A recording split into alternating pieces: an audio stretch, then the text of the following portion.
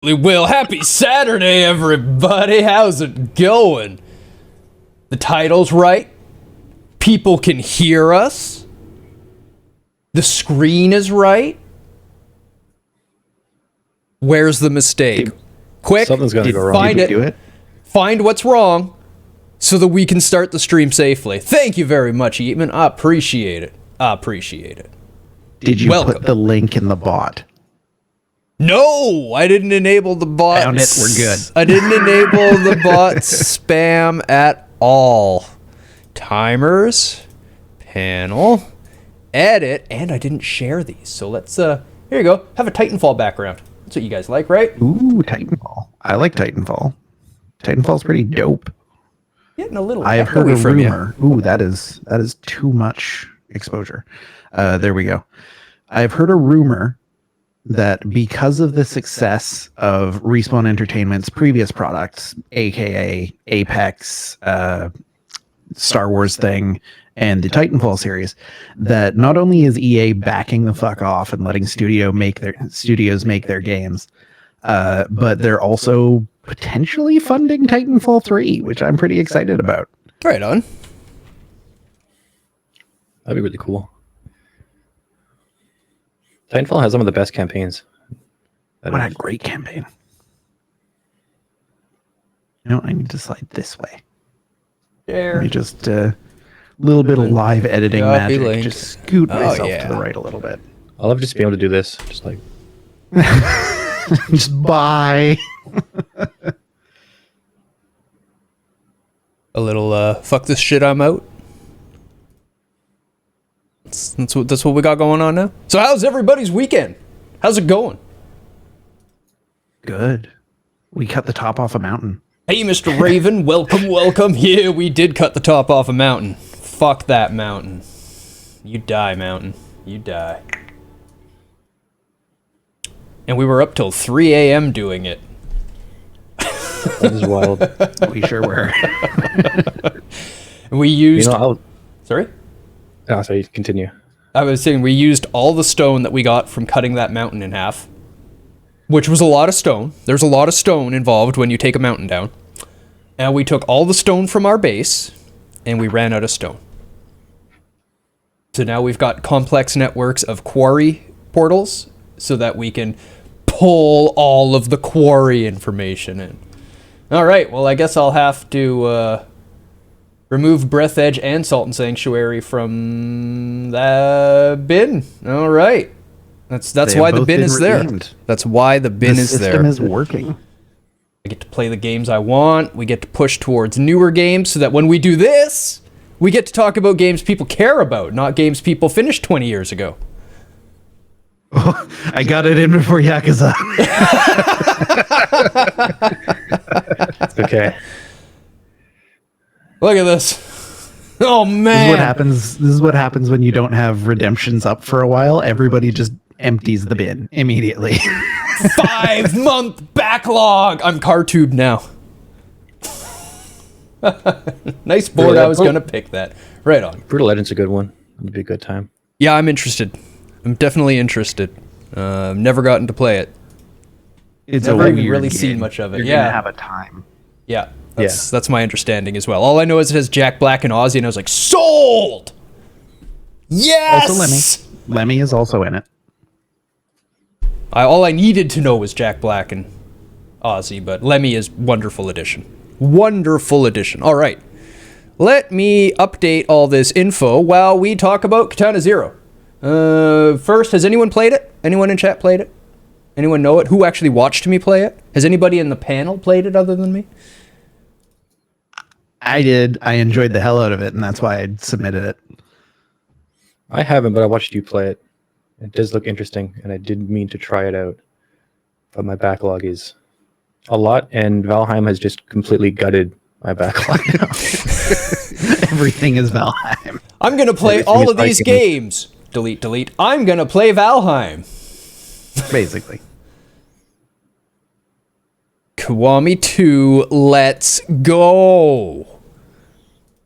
All right. I'm finding that games like Katana Zero are really my jam these days. Like, not necessarily Katana Zero specifically, but games that are very high skill ceiling that give you crutches to get to that skill ceiling. So what I do is I get a level in and I go, oh, I'm not going to use any of these crutches, and then I have a real fucking hard time. Yeah, that's basically what I do in Souls-likes. Thank you. You know, it's why I got so good at Sekiro, is because I went, I'm going to use only R1 and L1. Yeah. And I mean, frankly, with Sekiro, you don't need any other buttons. Nope. But you don't even need those two. I've seen people finish it with just L1 and just R1. it's possible. Okay, now I've got an intimidating backlog. You can break Stagger with only L1, but I wouldn't recommend it. I've seen people finish the game with only L1 the whole game. Oh, that's not strictly true. Well, they do used have to R1 when they press get the R1 red dot. occasionally. Yeah, you use R1 only on the red dot. They never actually used an R1 swing. All of the damage was done with L1, which is fucking cool. I think the hardest boss that way would probably be Ape. Demon of Hatred. Ape would be way easier. Oh, I don't think they did all bosses. I think they just finished the game.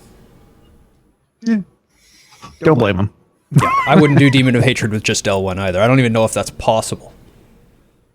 It's theoretically possible, but it would suck. It would suck a lot. And I don't even like that boss to start with. Yeah, no. I don't know anybody that goes, oh, Sekiro, yeah, Demon of Hatred was amazing. Sad you missed the game you submitted. I'm sad too, because it was a really fucking cool game. I don't swear that often on stream, but it was called for. The game was that cool. Katana Zero, real cool game. Real cool game. So let's dig in. Let's dig in, since I don't see a whole lot of people saying, yeah, I played that. Yeah, I done played that game. Mm-hmm. No. You should, though. Did it. Cheap, quick. If you like fast, frenetic action with really tight controls and really tight timing on everything, Well, I mean, don't give away the whole review. you're gonna like the game. You will. So go play it. But let's start with the world building, which this is a little side scroll pixel indie game with like 30-second levels. Okay? With somehow good world building. I wouldn't say good, but Yeah. okay But world building. It wasn't really bad world solid building. There was a world there. You feel like you're in it. You get a feel for the place. What more can I would say? say though that it could do more Oh yeah. in world building. It's good world building gets it an okay. Yeah. Because our system makes sense. Words are hard. I Yeah. always do that too. I keep using the word good, and I'm like, wait, no, that's an actual metric we use. I gotta stop using that word. That's a loaded term Loaded now. term here. Yeah. We hang out too much. That may be true. That may be true. But we were like this when we first met too. Also true. Like you may hear us talk and like, wow, these guys have been hanging out a lot. They're just like each other basically. But no, this is what we were like when we met. We were sitting there chatting like this the first day we met when Rage goes, why aren't we friends? And I went, we're not? And I went, yeah, but better friends. So we're all in agreement with an okay on world building. Yeah, I would like to call out in the text entry that the world building is more than sufficient for the style of game that it is, but that it doesn't quite do enough to push it up into the good category.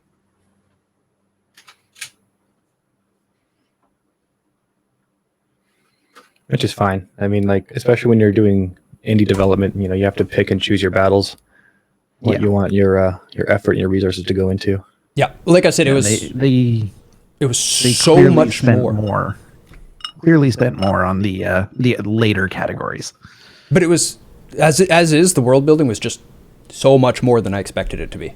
Going into the game, I was like, oh, there's a really good story here. Like I was sucked in. I was like, this is awesome. We'll get to the story and the characters, but even just the world, it was very modern. So they play on the modern feel. So there's a lot of inherited knowledge going on, right? Like we go in and like it's a city. We know this, we know this, we know this, but they push the story and the exposition into areas of the world that are different from our world. So they can actually build a feel and build a world and build an experience around the game. And bless you, yes. They do a really solid job of it.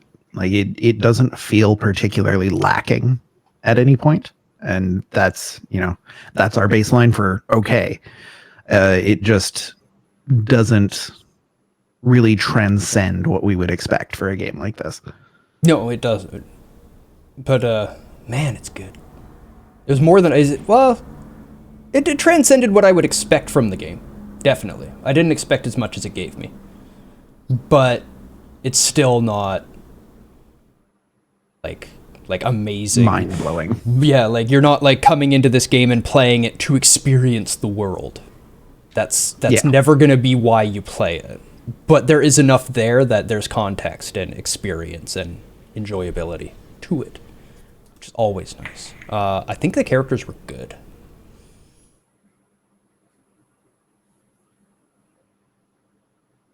Let's unpack that one, because at first reaction, I want to agree with you, but then I think more about some of the characters earlier in the game, and they were very much throwaway. But they were also like intentionally throwaway. So they needed throwaway characters for the story. Yeah, if it's intentional, it's one of those things where like, if something's intentionally done that way and it's quite clear that's the case, that's less jarring than them missing a mark and trying to make important characters, but then accidentally having them just be throwaway characters because they didn't plan accordingly. But sometimes you just need that. You just need that kind of trash to just to get through to deliver some piece of bit of the story or some piece of information. Then you can just move on. Something that's disposable. Final Fantasy VI, good characters, yes. Great characters. Has throwaway characters, but they are less integral to the setup of the story, which is what's kind of giving me the weird feels around the characters. Biggs and Wedge. Yeah, that's true. Completely throwaway characters. Yeah, I'm fine with it. Good. Yeah, it was one thing that's kind of surprising with this game too. Is some of the writing for the characters, like I wasn't really expecting it to be like that. I was expecting more of kind of just a bit more mindless action indie. A pretty game. You go around and just kill stuff, and it's like, oh, you actually put effort into dialogue and dialogue options and personality of the characters and some uniqueness with them too. Yeah, we'll definitely need to talk about the dialogue system when we get up to mechanics, because it was really well done. There is a deep story behind many of them.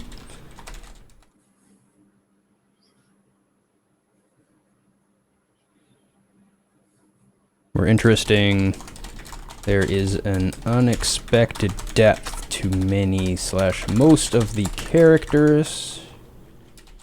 The throwaway characters are used well to deliver early story without spoiling too much of what is happening. I think if they would have just given us big, main, important characters right away and started giving us the story, I just would have known too much. Because now that we're getting to story, I was super interested in what was happening in the story. It had me in such a way that I was like, I need to know. Made me almost want to. Yeah, it made me almost want to play it again to see if I could get other endings with more information in it that I could figure out what's going on.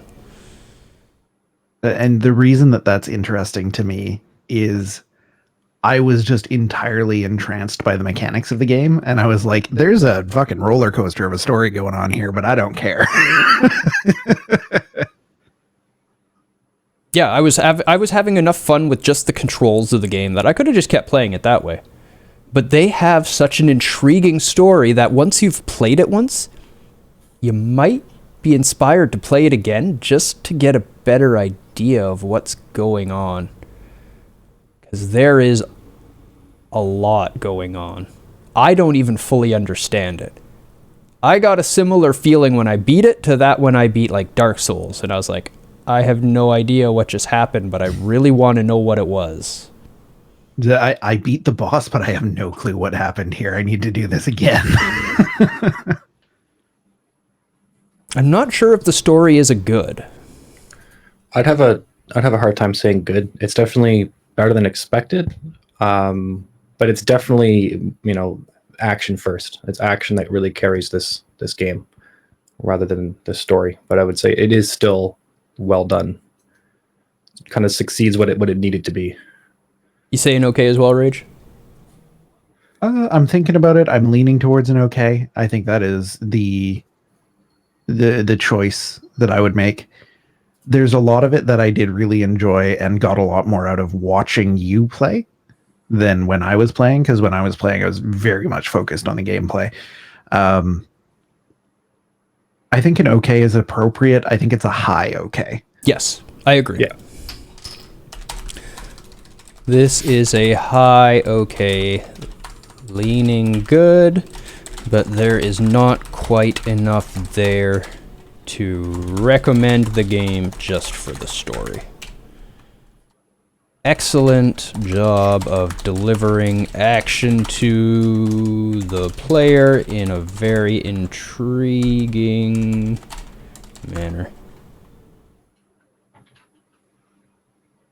That can't be how you spell it. That looks completely wrong. That is how you spell intriguing. I know, because every time I type intriguing, I have to check. There's just so many words that happens to me too. Like restaurant's one of them. I can just never tell if I spelled restaurant right. For whatever reason. It's just like, it looks weird. And sometimes it's even like just smaller words. I'm like, why does it just look wrong all of a sudden? Yeah, I've done the same thing with the smaller words where you're just like, or if you say the word too many times in your head, all of a sudden you're just like, that doesn't sound right. It's lost all meaning to me. It like happens. You start with like, it happens to me all the time with programming. It's like the word user will just be like, is that right? I don't know anymore. Yeah, I've had to start using spell check syntax plugins just because it gets bad for me sometimes. And I'll mistype things and I'm like, I don't realize them later. And I'm like, ooh, that's not good. My favorite mistake I made was we were trying to set up LDAP script, some LDAP scripts, some LDAP integrations. And I typed IDAP by accident. And it's capital the whole IDAP. code base is just IDAP. So like we're trying to figure out why it wasn't working, and it's because it wasn't LDAP, it was IDAP, and it took like 3 of us a long time before we found that it was IDAP instead of LDAP. I'm like, wow. Yeah. Oops. So it's a running joke every time anyone says LDAP in the office. Like, don't you mean IDAP? Yeah. One of my favorite weirdly misnamed variable stories is Discryon, which is actually from the place that Deus works currently, but will no longer be working very soon. 5 more days. There's a character limit on column names in the tables in the database that they were using. There wasn't quite enough room for description. So the entire code base just says Discryon. Yeah, Descrian. That's what you need to use if you want a description of something. You search Descrian. Okay. But it reminds me of one of my favorite support stories. Here's a good one for you. I was watching another one of the desktop. I was in server support, but with this desktop support guy, I felt bad for him. He was on the phone with this lady trying to help her connect to the domain controller for like an hour and a half. Oof. And it just wasn't working, and he couldn't figure out what was going on. So And here's the moral of the story. Do your screen shares early in support, okay? Look at what they're doing, because it'll help you get there. What they're saying they're doing and what they're doing, often not the same thing. Okay, so I guess at some point in her trying to connect to the domain controller, someone told her to connect to it D as in dog, C as in cat, 1 dot, and then their domain name. So he connected to try to help her through this, and when he finally connected, she had been typing dogcat1 dot and then the domain for an hour and a half. I like the look on your face, Pseudo. Yeah, like, I'm not surprised, but I can see that one physically hurt you. I mean, nothing surprises me too much anymore. It's just, oof. Yeah, that's like the first thing we do is just, all right, screen share. Need to see what's going on. Yeah, she was typing it like that, Snow. Dogcat1 dot instead of DC. DC1 dot is what it was supposed to be, because DC is a domain controller. And that was the number 1 domain controller that they were trying to access. Hour and a half. Also 420. So animation, Rage, go! The animation in Katana Zero is really one of the standout aspects of this game. I noted that Deus has already filled out performance for us. I have absolutely no disagreement with that. But the animation with Katana Zero has one of the better uses of hit stop that I've ever seen. It makes the combat feel very meaningful, and like every time there is an impact of a weapon one way or the other, that there was an actual impact there. You get the ka-chunk feeling, which feels great. The animations of running are incredibly smooth. Hey, Val. The animations of running are incredibly smooth. The sword swing animations are incredibly smooth. The enemy weapon animations are fantastic. And the fact that when you hit the slow down mode button, the animations continue, but slower rather than clearly shifting to another animation means that there's a lot of keyframes in there. The work that was put into that is staggering. Like, you guys see little pixels going around. It's like, oh, it's low res, it's pixels. It was probably easy to do. No. The original art, staggeringly difficult. The original art is easy to do, but the tweening and the in-between frames and the keyframes and all that stuff to make those animations transition from one to another in pixel art smoothly are staggering.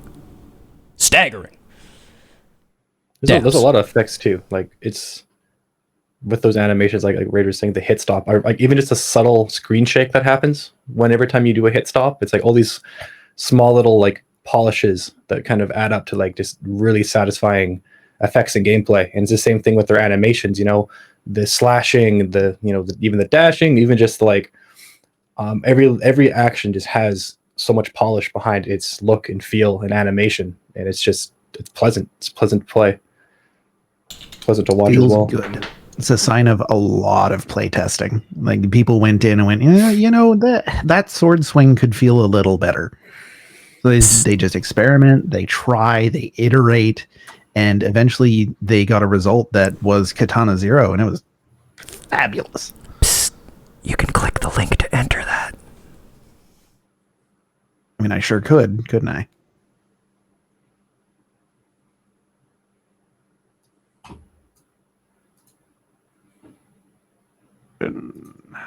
Great deal of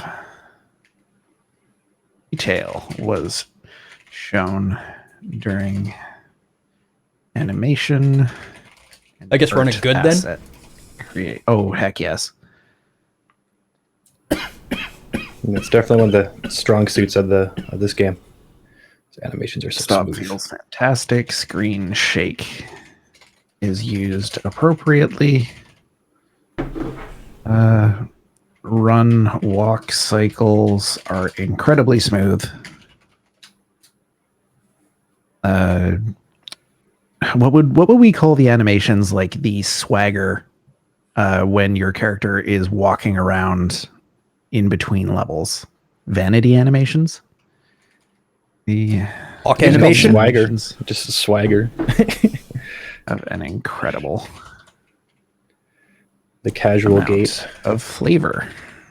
I shared the OST on FB, and one of my friends was like, "That's great, and the game looks cool, and it's on Switch. I'ma pick it up." She surprised me, not gonna lie. Awesome. I hope she enjoyed it, because it doesn't just look great and sound great, it plays great. Oh yeah, fantastic game. Also very difficult.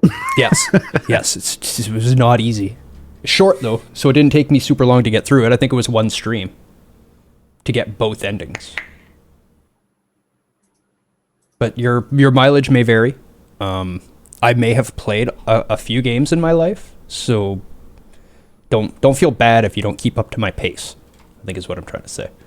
I'm not the best, I'm not the fastest, but I'm not bad, and I've been playing for many years. Also, if a game takes you longer to beat, it's a good thing. You get more bang for your buck. Yep. All that being said, I still prefer shorter games. Really? See, that's so strange to me, because my entire life growing up, I preferred longer games. And to me, a short game, because the short game costs as much as the long game at the store to like buy it and bring it home. So to me, if I buy the longer game, I'm getting more entertainment for my dollar. Sure. And that is how I felt in my early days when I was playing through all the easy JRPGs and just being like, wow, I got 100 hours of playtime out of this. But the quality of that time spent is now more important to me. And a game like Katana Zero, that quality bar is extremely high. The price is also much lower than those longer games we're talking about, which is a nice change of today, and that's lovely. But in the console days when I developed that opinion, the games were pretty much all the same. It was like a standard price, and you go in like every cartridge is within about $10 of each other. Yeah, Digital distribution. It's a nice thing about that now. I'm saying it's like that sweet spot's that like $15 to $20 6 to 8 hour game, which are primarily a lot of indie titles, but it's like just enough to like, you know, play in a couple afternoons or even one this afternoon, and like $20. Like $20 isn't really too outrageous of a price for it, especially if you like look per hour. You know, it's you spend cheaper that much than for a movie ticket. Yeah, honestly, exactly what I was going to say. It's about the same as, you know, going to a movie or something like that, but you can still keep playing it. It's I mean, I've been a firm believer in movies are a complete ripoff for quite a while anyway. The only movies I've gone to are ones that work paid for and took me to. And there's quite a few people who enjoy them, and I get it. And it's a quite an old medium, but yeah, it's you know, price per hour and what people feel like they want to spend their time doing. I still went to like the big movie releases. Like I saw Mad Max in the theater, Fury Road, when it came out. Yeah, I saw one of the Star Wars. Did you see the new Joker film? No, I haven't seen it yet. Still, very good. I'll watch it. I've got it acquired already.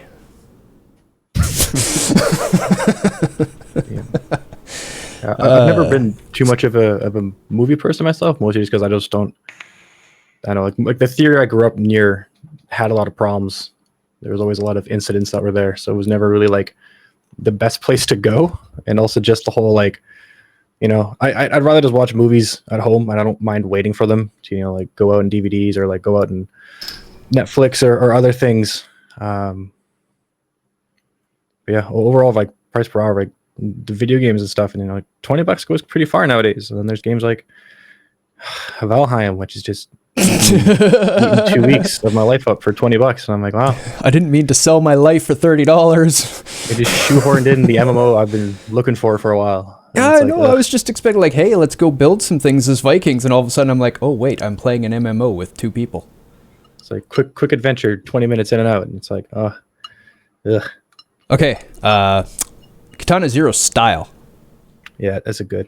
Yeah, I've already put the good, but I figured we'd want to talk about it a little bit because it is pretty remarkable. It stands out from all the other pixel art to me. One thing I really like is their proper use of palette consistency. I really appreciate, you know, they went for that, you know, retro sunset 80s. I can't remember the actual proper names for it, but you're like cyan to purple range, and everything from just even like the actual like walls, the lighting on the walls, to your like your health and items, everything just kind of is consistent with that kind of style. And I find that it blends really well together. It fits the theme really well. It just looked fantastic. Plus, aesthetically, I dig it. Yeah, it's like one of my favorite aesthetics. Like I love it.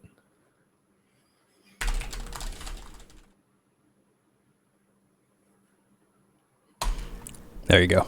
Well, I'll include that we do happen to be partial to the aesthetic. You can take that for what it's worth as well. There is some partiality on that rating, but it still deserves a good, even if we didn't like the style. It meets all the check boxes.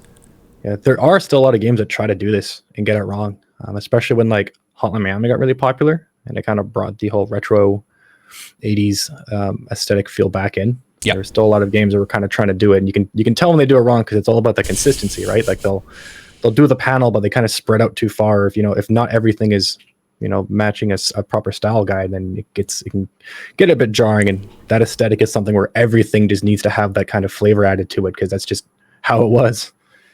I know Katana Zero is a fast-paced, side-scrolling action game. I'll show you a real quick bit of it. No audio. Here, looks like this.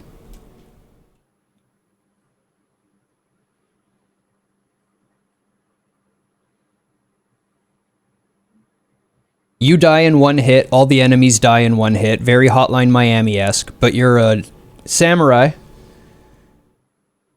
in modern age, and you can slow time to cut bullets out of the air and do all this other stuff. You don't have to slow time to cut the bullet out of the air. If your timing is quick and sharp enough, you can just attack while you're running and cut the bullets out of the air in real time. It's really difficult, and I love doing it. Yeah, it makes you feel like an absolute badass when you pull it off. Yeah, fantastic game. Fantastic game. I should look into what we're allowed to actually show, and maybe we should start these reviews with like a little like preview of the game. Probably be a good idea. Capture some B-reel, pull it out of your stream. Yeah, something like that. Oh, Yeah, I guess I if think it's just my own replays, that would be allowed to be done, wouldn't it? Yeah. Yeah. Okay. Whatever. If it's your gameplay, you're allowed to do commentary on it. Yeah, totally. Okay, perfect. We'll use that next time. Musical score. Raven, what do you think we should give the musical score as a rating? That's a loaded question.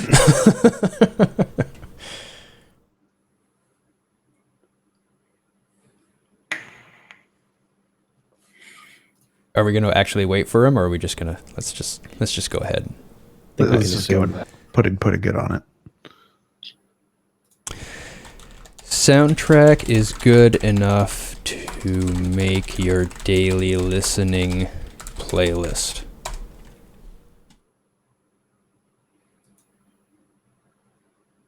Yeah, we should also call out that it fits the aesthetic of the visual style perfectly and really suits the pace of the combat without getting you overhyped and then frustrated because you can't do it. I'll just say it fits the visual style and combat pace perfectly. I don't think so. It's at least on the Switch as well. It could be on others. Let's find out. If it's on the Switch, it's probably on other consoles too. Because Switch, Windows, Mac, and Xbox One. So you could get it for your Xbox. It's not on PlayStation, huh? And it was published by Devolver. So there's that too. What a pretty game. Apparently it's made in Game Maker. Right on. Really? Yeah, it's a bit surprising. Weird. That's impressive. I mean, not like it needs a ton to run, but I'm sure they did quite a bit of work under the hood. It's still impressive to get Game Maker to do that. Yeah, I was just wondering because most indie games now will typically use an engine like Unity or something, and most of those engines now have the ability to export to consoles or publish to consoles. Mm-hmm. But you still need to get dev approval, I think, and that can all be a bit of a process. You got to get license on all the consoles too. Yeah. Voice acting. There isn't any. So what is it? Do we think it would have been better with voice acting? That is a question. I think there are some scenes that would have done very well with voice acting. I think we would have gotten a lot more character across with voice acting because it gives you tone and inflection in the words. It gives a lot more depth to your dialogue. Did they have like character noises? Like when a character spoke, did they make a noise? I don't recall. It's so big now, Howling God. Apparently the new system works. It's all games I really want to play. That is good. I have a key for Kwame too, by the way. It's not about needing it. With Just if voice it would have acting, improved it. yeah, does voice acting really make it better? Does not having it make it worse is the next question. I think having character noises, like a certain character makes a certain noise when their voice panel pops up. I know what you're talking about. The old JRPG console style where you have different tones of just so you understand who's saying what. That or just like a squawk. Like they just go heh or something. Yeah, that's fair enough. Yeah, that style has been done a lot too. That was done even in the like PS1 era and stuff like that when they could make more of a full sound. They had more of the audio capability, but they still didn't have the budget to be talking every single dialogue in the game. Yeah, I think with voice acting, it would be really easy to get it wrong. And I think it would have to be like near perfect for it to really add anything to it for the retro style feel it kind of has. I think even like you're saying, just some sort of noise they would make, or even just like some sort of like vocal personality indication would have been nice. But I think if they had full voice acting, they would have had to really knock it out of the park. Or it probably would have been a bit jarring because you usually would kind of need. The reason why you usually have the full voice acting is because you have cutscenes, full vocal cutscenes, and you want to have it match that. But if it's just pixel, it's something that most players are kind of trained and have that affordance to, that we don't expect pixel characters to have full vocal dialogues. We can kind of put a bit of voice in their head, but it would be nice to have that kind of even just a bit of some sort of vocal sound, so we have some sort of indication of what the voice should sound like in our head when we're reading that text. Yeah, but okay, here's a good example of a voice acted pixel art game that sounded wonderful. Blasphemous. Yeah, and it worked. It worked perfectly that's there. The case of they spent a huge amount of money getting it just right, and we've seen that they went back and fixed stuff after because it didn't suit it. Like, yep. Oh no, it was a tremendous effort and cost. I wholly agree. That's why I've already given it an okay. I just wanted to make a counter argument to bring up some interesting points. Yeah, if it's going to be done for 2D, it has to be done like perfect. Otherwise, it just kind of detracts a lot. It's a bit more forgiving. Well, I mean, some other mediums. I'd argue that the same for 3D. If you don't put the effort in, your voice acting comes across bland and boring, and it can even ruin 3D. I mean, it can ruin it, but I find it's a bit more forgiving than when in 2D, because when it's 2D, like I said, we have that player affordance of most people don't expect 2D games to have the voice acting in it. So it's one of those things where like you don't have to have it, but with 3D games and 3D cutscenes, you expect voice acting. It's a bit more jarring if you have a 3D character, nothing in it, and so that it's interesting when you play the Yakuza games because not all dialogue has that, and you can kind of experiment with, okay, it is a bit weird that I'm just pressing X and I'm trying to assume and there's nothing going on because you don't see mouth moves, but in pixel art there is no mouth to really see, so it's not as not as jarring. So it's a bit more forgivable. The voice performance isn't fine because it still kind of improves the overall scene because at least there's something there, but with text it's kind of just okay, we're fine kind of just reading it, but it's one of those, it's a balancing thing. It gets things get complicated. Yeah. And I think the cost outweighs the benefit. The risk outweighs the benefit for adding voice acting to a game like this.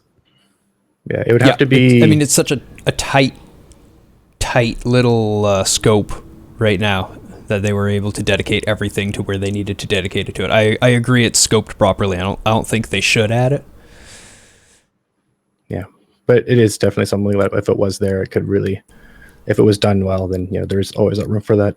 improvement. And another example of games that don't need voice acting, things like Tetris. You probably don't need amazing voice acting. You probably don't need every piece to talk to you as it comes down, or a narrator, or any of that stuff. Oh God, I'm falling. Oh, that would be so dumb. I want to make a Tetris mod like this now, where the pieces like have a little conversation with you as they're falling, and then when you hit down to place it, they just start screaming for their life as they fall down.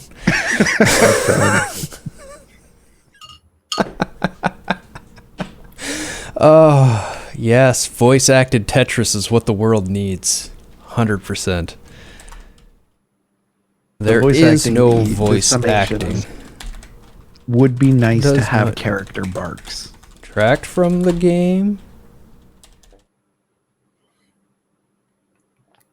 But having it done well could add depth. Just a sound/bark for the characters would even suffice. Sure, that already exists in Japan somewhere. I hope Most so. likely. I hope so.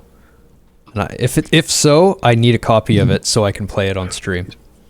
Because that would be wonderful. I would do a screaming Tetris stream.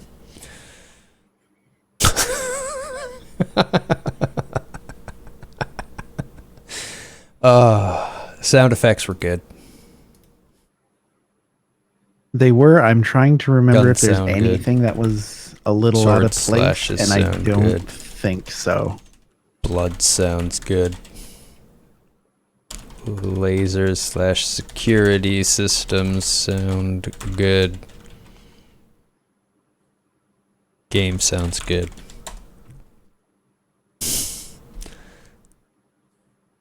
Also does a very good job at relaying state information, especially when you're slowing down and speeding up time. Yeah. Yeah, the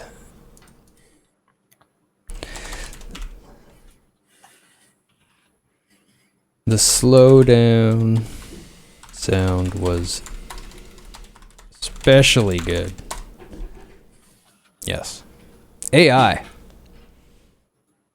Enemy controls, responses. It's basically just run at you and try and hit you, but that's kind of all that the game needs. Yeah. I'm of an okay mind. AI is simple. Nothing fancy, but exactly what is needed in the game. Yeah, I think it's the AI is mostly benefited from the actual enemy placement rather than it doesn't really need complex behavior. It was mostly just something I kind of like with these games too. They have that kind of minor puzzle element to them where it's Yes. like, okay, well, what element are we going to deal with it? And if you have, complicated AI, you can't really do that too much because you need to have it be that consistent behavior so that, they can retry it and get the same results. So are we saying the AI is good? I That it want is- to go with okay. You've got that last sentence swapped. Placement plays a bigger factor than AI design. Oh, I was meaning to say design plays a bigger factor than AI. Like level design. I'll add the level. There you go. Yeah, not every game needs, like a fully, neural deep trained opponent to fight you at every turn. I think it would probably detract from the experience if, the AI was trying to figure you out and, it becomes very hard to balance it at that point. And Yeah. I think it's fine, especially with that kind of, that minor puzzle element that gets there. Okay, well, how am I going to approach this? I need to drop down and there's, 2 or 3 people in this room. Which one do I take out first? This one's going to shoot at me here. And it's nice to have that, it's part of that, that redo mechanic. Yeah. It would be a lot more. Sorry, I'm going to argue that the AI should be good because I don't know. what they've done allows them to create tight, accurate, and repeatable level design. Yeah, And that it's a was the bit- goal. Yeah, it's definitely their intention, but it's harder for me because like the AI itself is, it's basic. It's good for the game, but as an overall, separate module standpoint, the AI is just kind of, nothing too special, nothing too fancy. You wouldn't play this and be like, wow, Well, we're talking more it's- about the use of AI in the game, right? Like RNG, we give it good if there shouldn't be RNG in the game and they don't use it.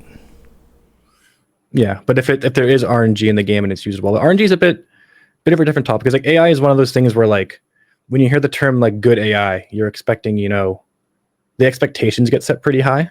And I'm say if we told someone that this game has good AI and they went to play it, they would be, a bit confused unless it was explained.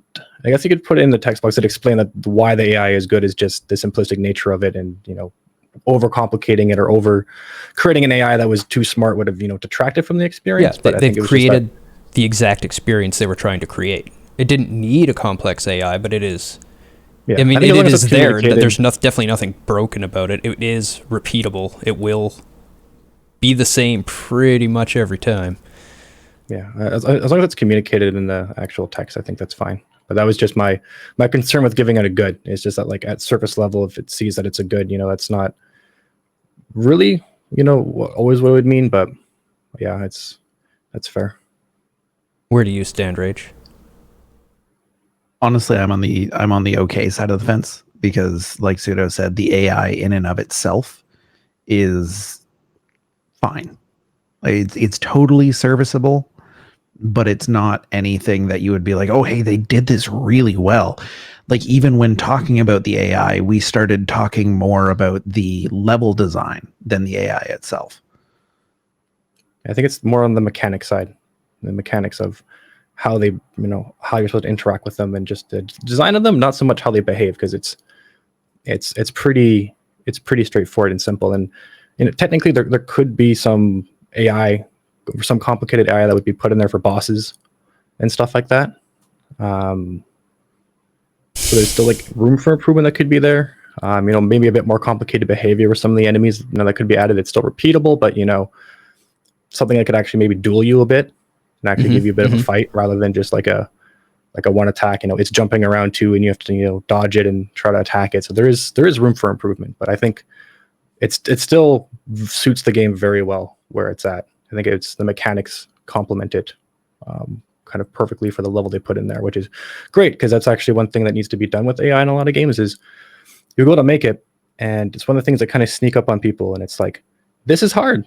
It is very hard. It's the thing with Pong. You go to make Pong, and you're like, well, I can make it track the ball, but if you do that, it's going to be a perfect AI and you can't lose. And it's like, well, how do I make it only lose sometimes? If we got to keep it consistent. You don't want to put randomness in it too much, because then it can just be frustrating, because sometimes there's just going to be no way for the player to win. And it's one of those things where it's, you dig yourself in a hole, but then you can design yourself around it. You can put mechanics in place that you can have a simple AI, but then have it not matter too much because of the mechanics that you kind of encapsulate with it.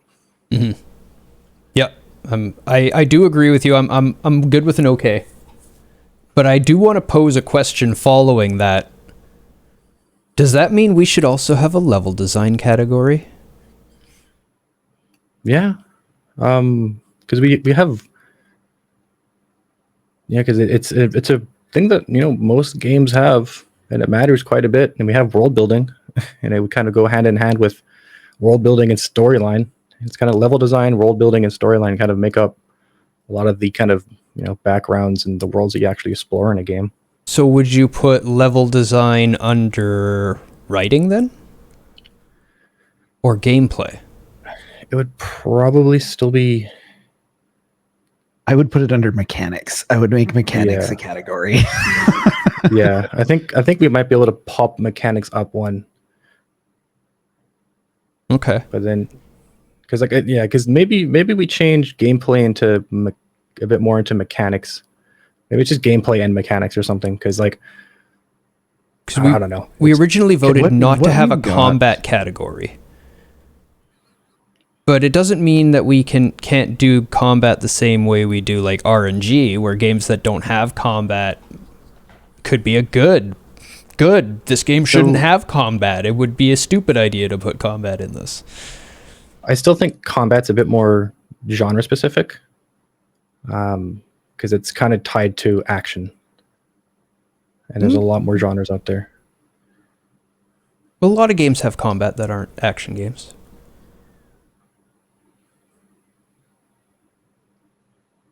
So like what we've got old under game gameplay is essentially mechanics. So we just take mechanics, replace the word gameplay with the word mechanics, and put level design where mechanics is now. And then talk about stuff like the dialogue system. Oh fuck, but we still need somewhere to talk about like dialogue systems and combat. We'll think about this more. Let's go with this system for now and get this one done. I think we might need to abstract like a design category at some point. Yeah. And we might be able to expand writing into just design.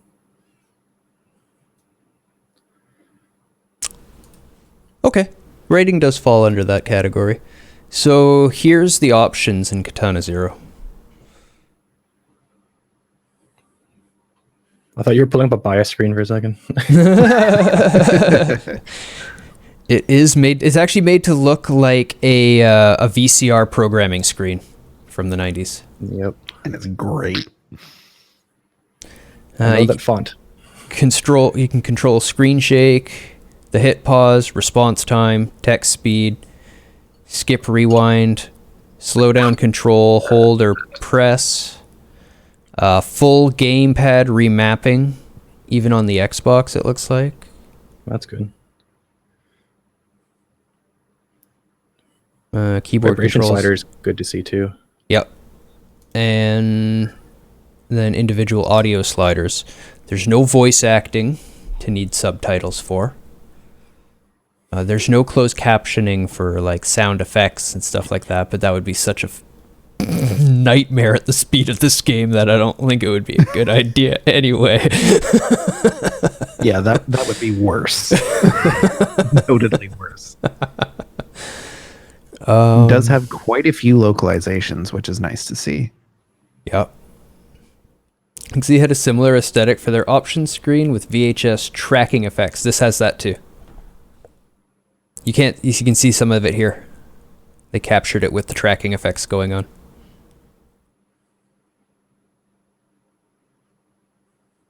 So the one thing that could be problematic in this game is the use of color. But if you change anything about the use of color, it doesn't work anymore.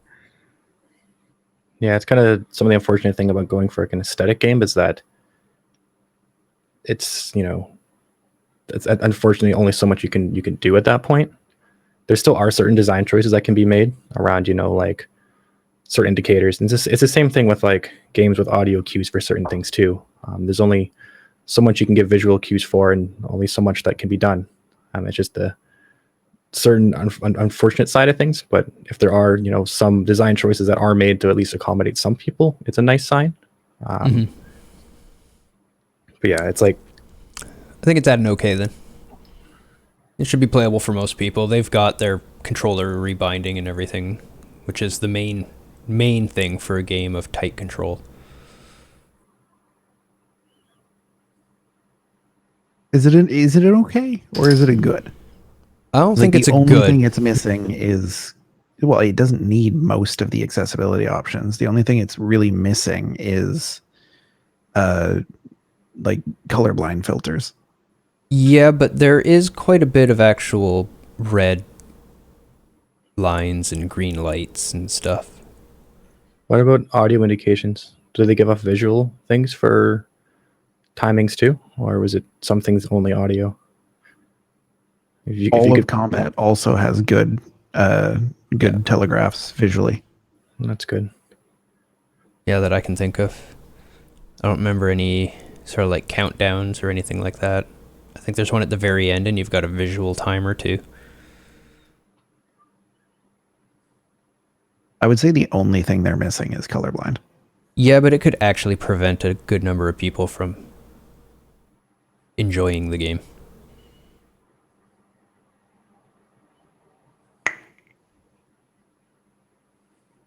Call it as a high okay. I'm okay and I'm with good that. with it.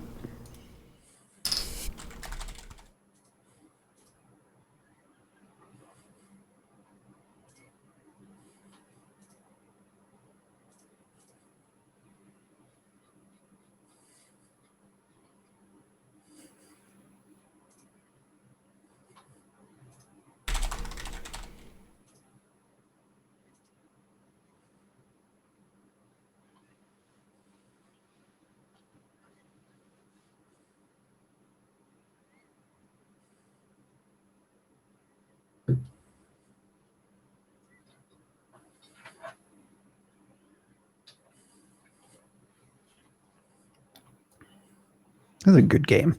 I like this game.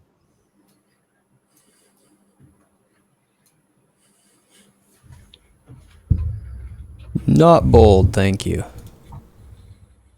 Thank you. Thank you, piece of software. Mechanics were good. Yep. Combat is was correct. tight and fast. Slow time was very well implemented, with all mechanics being viable in real time. Just hard. Let me check out Hunt Down. Okay.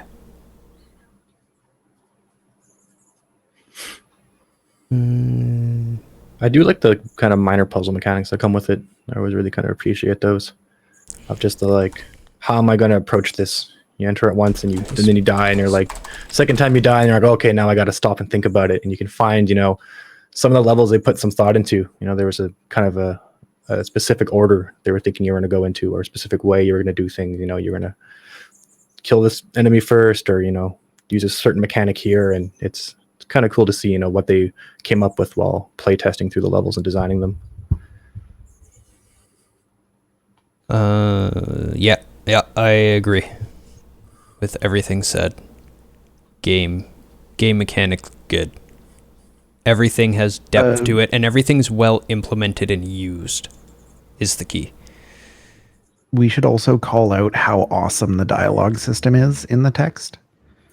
Because you've got the ability to interrupt the person who's speaking. You've got a bunch of different choices that come through as the person is speaking, and you gain more information.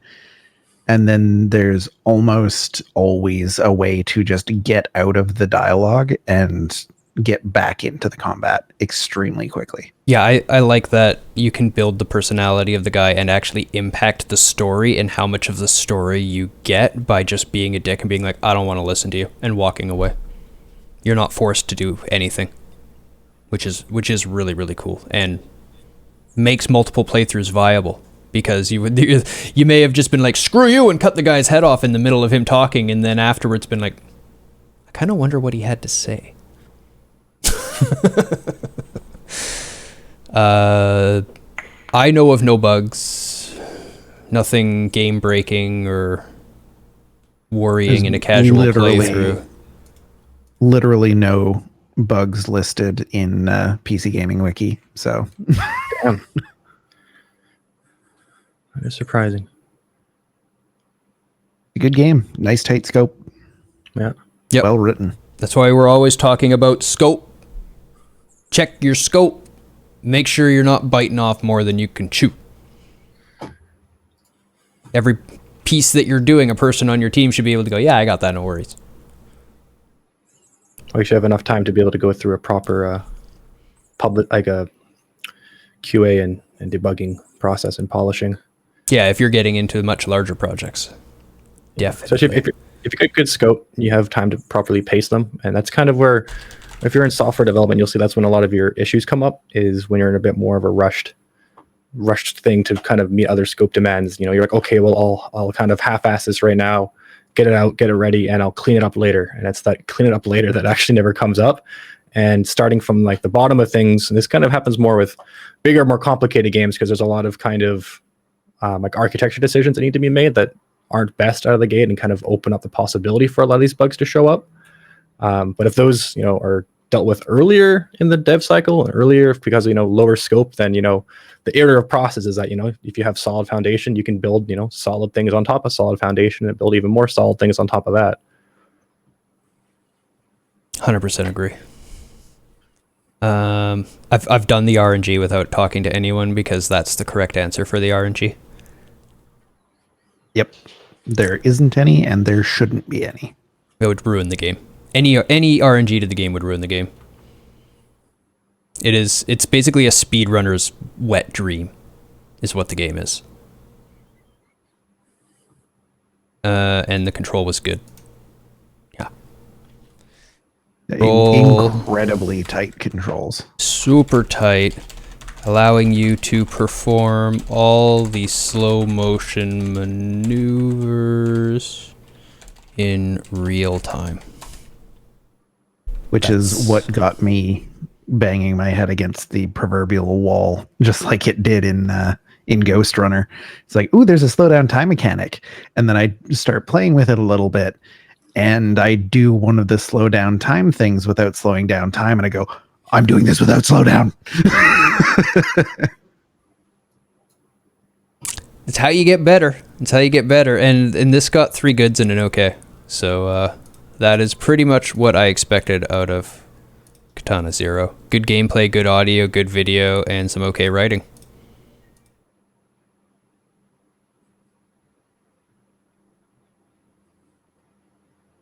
You may struggle with a controller. Yeah. Oh, Val's pretty good with a controller too, though. He did do Doom Eternal with a controller. And that game's pretty fast too. There's a lot of 180-degree turns required in the game. Besides Heavenly Sword, I have a great track record at submitting games. At least Heavenly Sword was okay. It was entertaining, at least. It was fun to laugh at. Yeah. Be like, wow, they did that. They tried. It's interesting to see back when, like, you know, when a console is a bit new and it's a bit more of that wild west of game design of just, hey, we need to just try to figure out what we can do and bite off more than we can chew, and this is the result. Yeah. Laggy hair physics. Yeah, no, if they hadn't done some of their silly design choices where it was just like, you know, 2 FPS bosses, it would have been not bad. I think the combat would have been fun if I had frames to do combat in.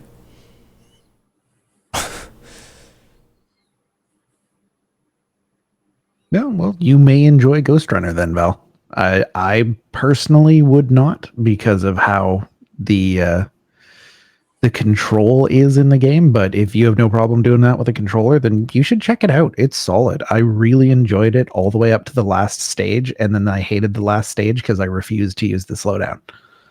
Because I had beat the rest of the game without it, damn it. Yeah, so you're saying he might struggle because you did it all without slowdown. If you use slowdown in those 180 sections on the controller, or the areas where you're going to struggle with the controller, it's totally playable at that point, I'm sure. The last level is a bitch. Well, that's just a last level, you know, that happens.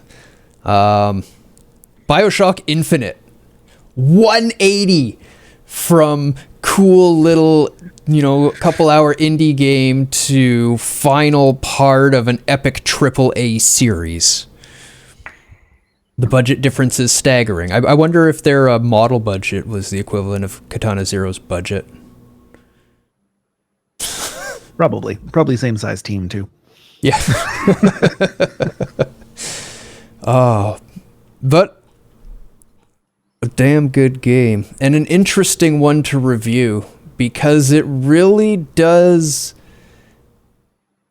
take the Bioshock world in a different direction.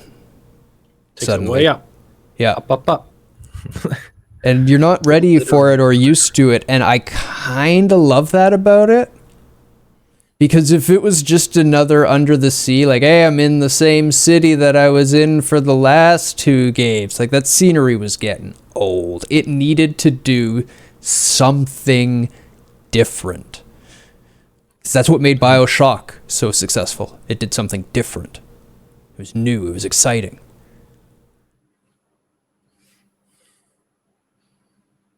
Was it a good something different? Is really the question. Other reviews to make sure that we're consistent. Yeah, I agree with our ratings on these games. We tend to agree with our ratings every time we go back and look at them, which is nice. That means it's repeatable scores. It's not swayed by the moment so much.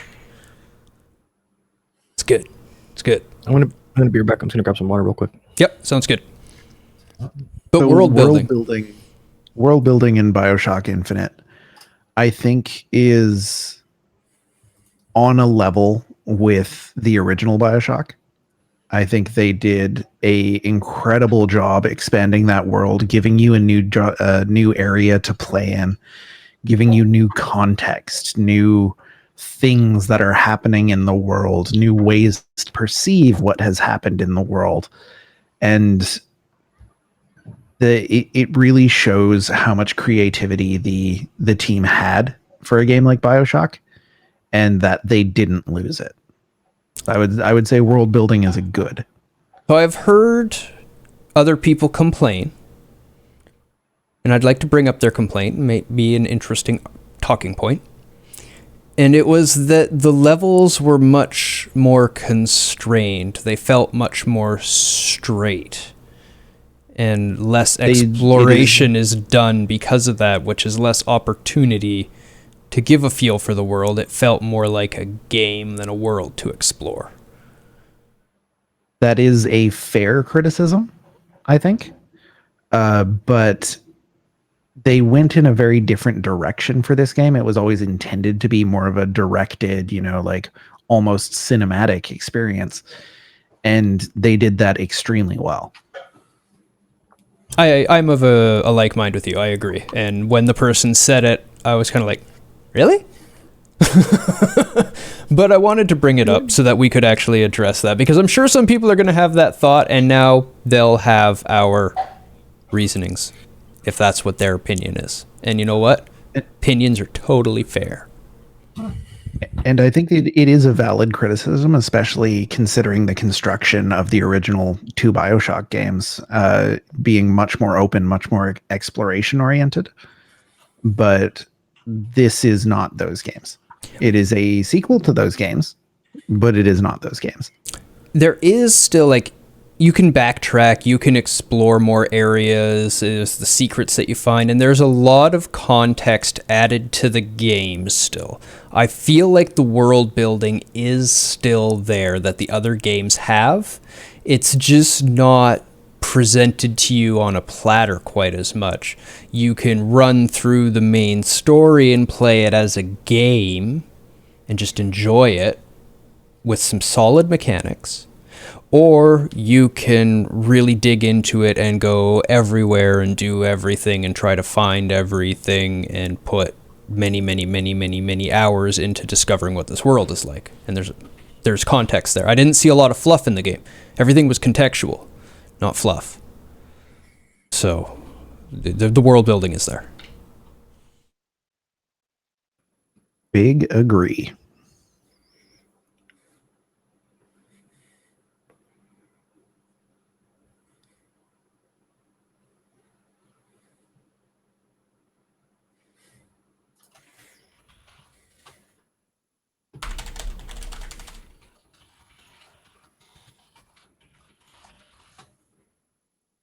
Although I would say that like the secret areas are much less exploration-y. It's relatively pretty easy to find. It's more backtracky than exploration-y. I agree. Yeah. But it just gave it a more gameplay style of a linear path through the game. Yeah. Which and the opening I thought played segments well. Are fantastic in Bioshock Infinite. And the ending segments. No spoilers. Mm-hmm. But damn. It'll make you think. Which brings us to characters. Now, a storyline we know is going to be good. Well, here. But the characters. Specifically. They're interesting. This one's, I think, a little trickier. It is. A little bit more tricky. Especially to not give any spoilers while we talk about it. Because there are definitely some characters that are designed to be disliked. Mm-hmm. That doesn't mean they're bad characters. Nope. It just means you are going to dislike them. You need the villain. You need the antagonist. You need the bad guy. You need the characters that are disliked in order to give weight and understanding to the characters that are liked. Can't have dark without light. Light without dark. Val brings up a very good point. Very glad that you were not a silent protagonist in Infinite. I think that added a lot, specifically to Infinite. I don't think it would have worked as well in the older games, but I think in Infinite it worked very, very well. Yeah, I agree. It's needed for the story delivery. They couldn't get across the depth and the context of the story without your character having words and an experience within it. Yeah. Especially with Elizabeth.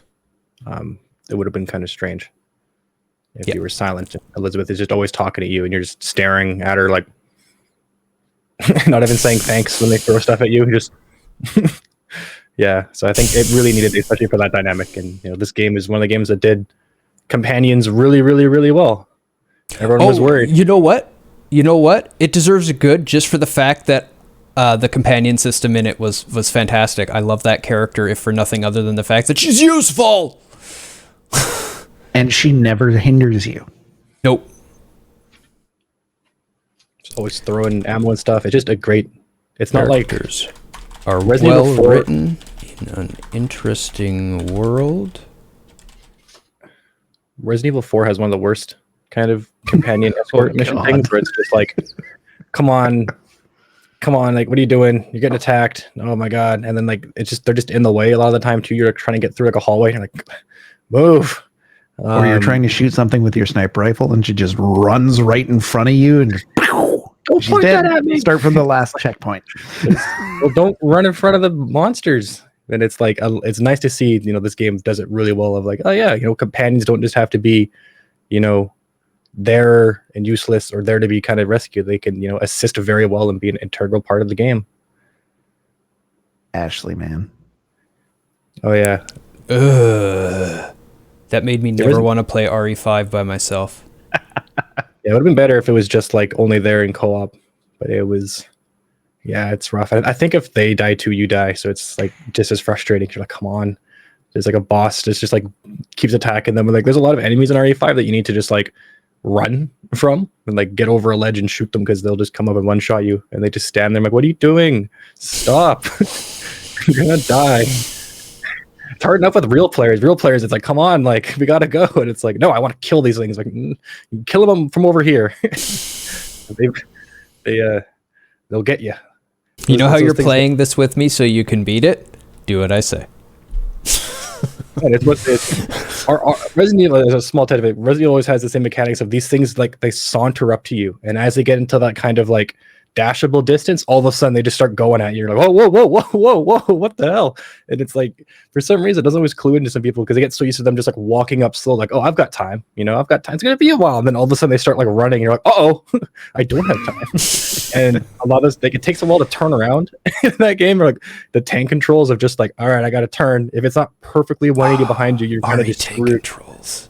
Tank controls. Before we get. We're already too far off topic, but before we get back on topic, tank controls irk me to the core of my being because it means some asshole put time and effort into making his game control worse. Modern, yes. No, even then.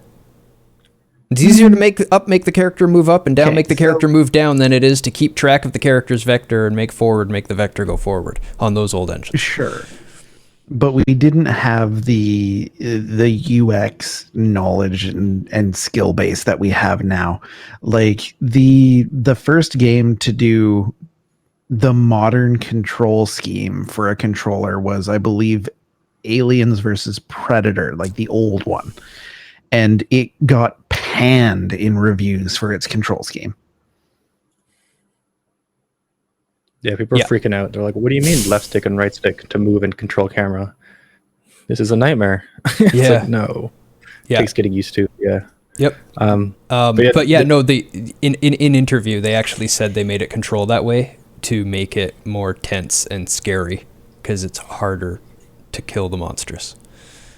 It's just harder to get away because you can't move and turn at the same time. So you have to like stop and be like, rotate, go, stop, rotate, go. And it's like, can I just like, I'm running. Can I just be like, run this way? It's like, no, you have to slowly and they rotate. did it on purpose. And then Naughty Dog was like, oh, bad controls make games good? Yes. It was a really weird thing about RE6. Like RE6 still had really shit controls, but you could move and shoot. And I was like, huh, okay, move and shoot, but I still have some slight tank controls going on.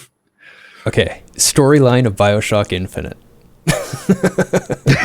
Wow, we got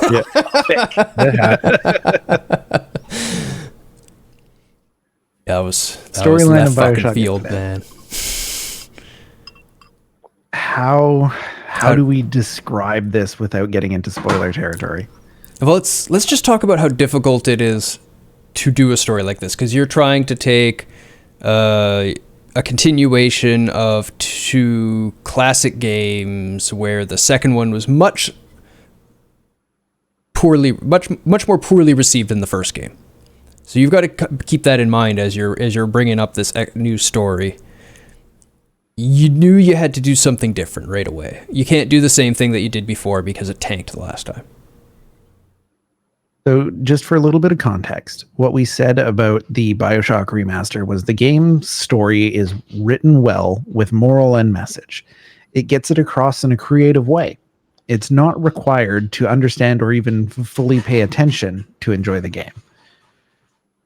The detail level that they had in the original Bioshock story was such that it allowed Infinite to happen.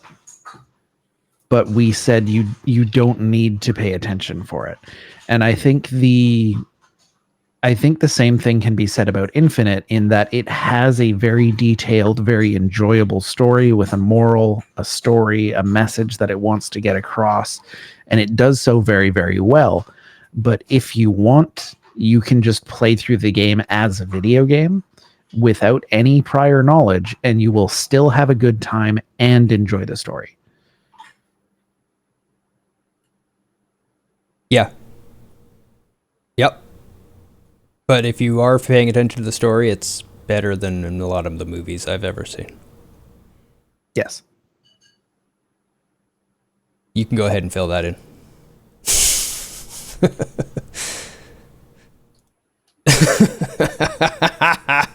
Work.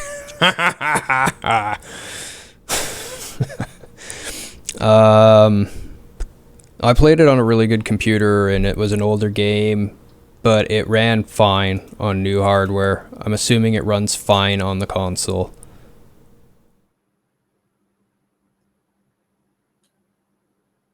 Possibly.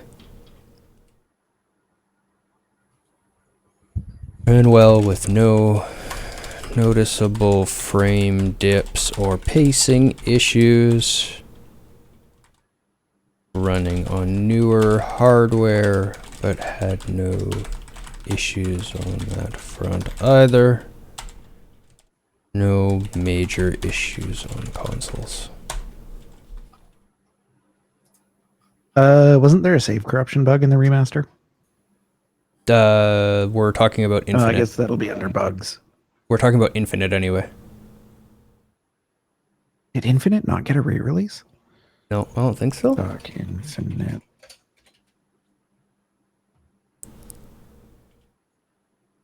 Oh, I'm thinking of the Linux port. No, Rage is typing it right now. It just doesn't show up until he hits enter.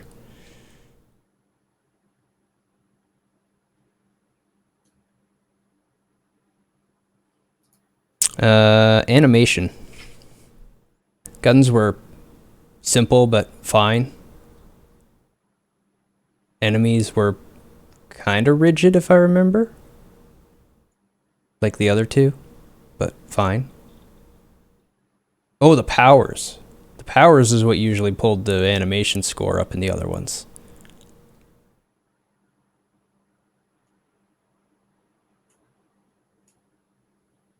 Huh. The other two are probably remasters, and Infinite is the original release, because I don't think Infinite got a remaster because it was so new it didn't need one. Because it looks pretty. It was. Yeah, if the animation was special. It's a 2013 game. Yeah, I think the animation was okay in my mind. I think I tried to give the other ones okay as well. Let's look at the previous reviews. I don't know what we ended up giving it, but I think I tried to give it an okay before. Sometimes they get pulled the up to good. weapons and powers seem to be what we called out as good. We actually didn't touch on how stilted the animations were in the original one because we were aware that it was an old game and they were limited by the technology of the time. Now they're not. 2013, that's still Xbox 360. They had some pretty nice animation in games by that time. Yeah, in Infinite, the guns were much more homogeneous than the other two. Much less unique. The reloads were simple. The powers are always neat. Yeah, I mean, I loved the mechanics of the carbine. It was a wonderful weapon to use. It was super enjoyable to fire, but it didn't look like anything special. Nope, it just looked like a gun. Yeah. But the animations, I think, for enemies in context of the time that it was made were nothing incredible, but good enough. The animations of the powers were great. The character animations, specifically with Elizabeth, were very well done because the game knew, the people making the game knew that you would be focused on her. I will give you, Elizabeth was animated well. The enemies, not so much. The cutscenes were very well animated. But the in-game was a little less. Yeah, no, I'm not saying anything's bad. I'm just saying that it was okay. I'm at an okay. I would say like a mid to high okay. Yeah, no, it's not a near bad okay. It's definitely a solid okay, but it's not quite a good. I would want more out of the enemies, more out of the guns. Dudo? Yeah, I'd say I don't think I'd be fine with an okay. Definitely a lot more that could be done. Some of the stuff there it's still fairly well done, and there's some polish there, but there's still quite a bit of room for improvement, especially when it does come to like the enemies.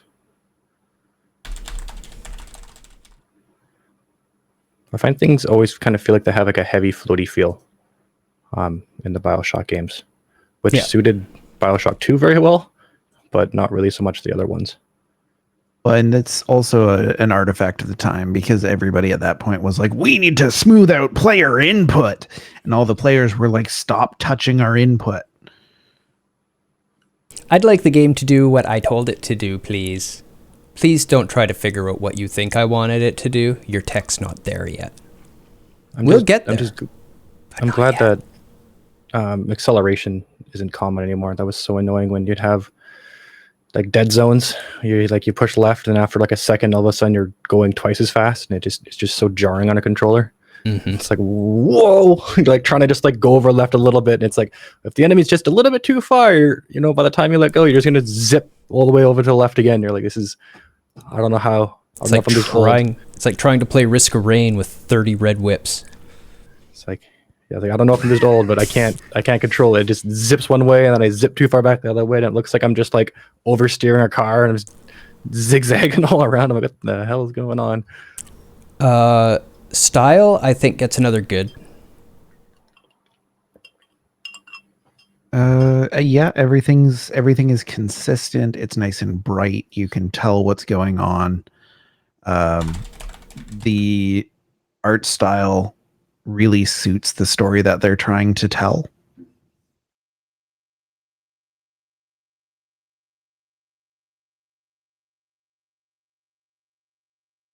Wow, there was a lot of garbage on this game on release.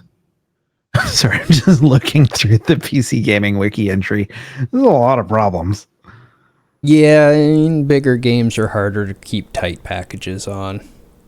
Yeah, but a lot of it's just like really bad design decisions, like being unable to turn off aim assist without editing a config file. Yeah.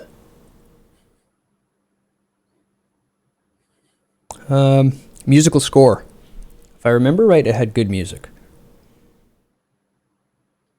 Very orchestral, very cinematic. Or was it just okay? The big emotional moments are extremely well done. The in-between times are fine. What about combat music? was fine. It's Music was perfectly okay. serviceable. Musical score is fine. It gets I the would like to point call out- across. The grand emotional moments were very well done, however. Yes. Nothing that is ruins the feeling of the game. No space country. That's our That bar. is it's a Space, low bar. Space country's the bar. You don't want to pass that bar. Voice acting was good. Yes, it was. The game relied on it. Game relied on the voice acting. It is playing a movie. They did a very good job of creating characters rather than people reading a line in a booth. Yeah, it complements the writing really well. You can tell that they casted them. Yeah. Casted the characters they want to play extremely well. Yeah, and they knew what was going on in the story. There was context, there was emotion, there was take, it was more than just reading to them. Yeah, it was a They were performance. Sound effects.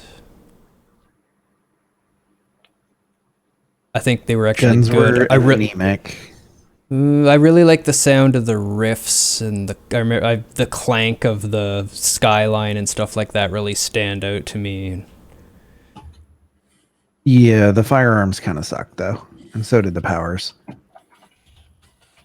Okay. There were hits and misses with the sound effects. Nothing to ruin the game, but the guns were a bit anemic? AENMIC, I think. Anemic? I don't know. Good enough. Guns and powers. Guns and powers were a bit anemic. The riffs. Oh, the robots too. Robots and Skyrail stand out as sounding great. Where'd the word go? Oh, there it is.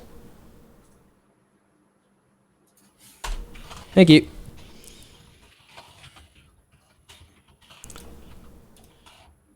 I don't see anybody yelling at us, so they must agree. AI was fine. It can't give it anything better than an okay, really. It was The enemies shoot very at you, simplistic. but at least they don't get lost. They didn't seem to get stuck too much. Yeah. Or anything like that. Their pathing seemed to be, decent and acceptable. Yeah, they were there and doing their job, but there was absolutely nothing remarkable about them. Something you'd probably hear in Bloodborne. No, they would be the opposite. They would be blood gorged. They drank that stuff like candy. Accessibility. Yeah, I don't have a lot of options. I mostly saw graphics and audio options. Keyboard and mouse. Don't think they have much in the way of accessibility. They do have subtitling, which is nice. Yeah. They screw with player input a lot, and I hate it.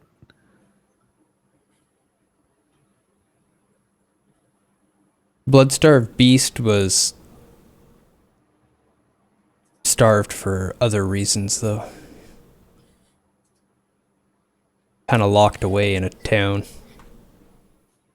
for a long time. Turned in the tombs.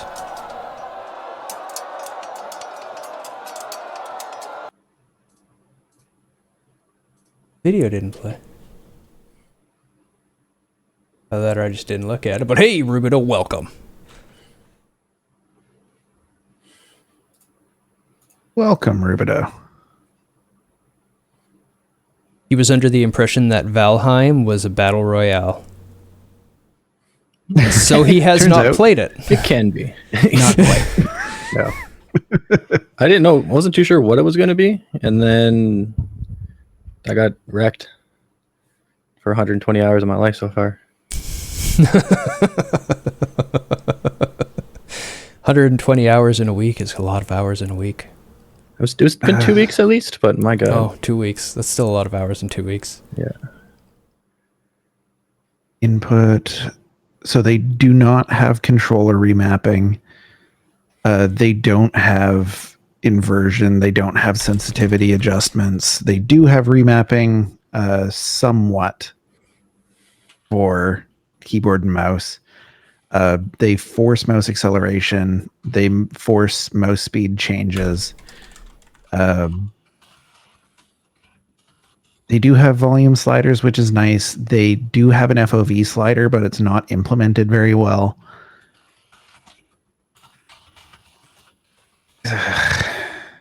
Not good. No colorblind options. Bad.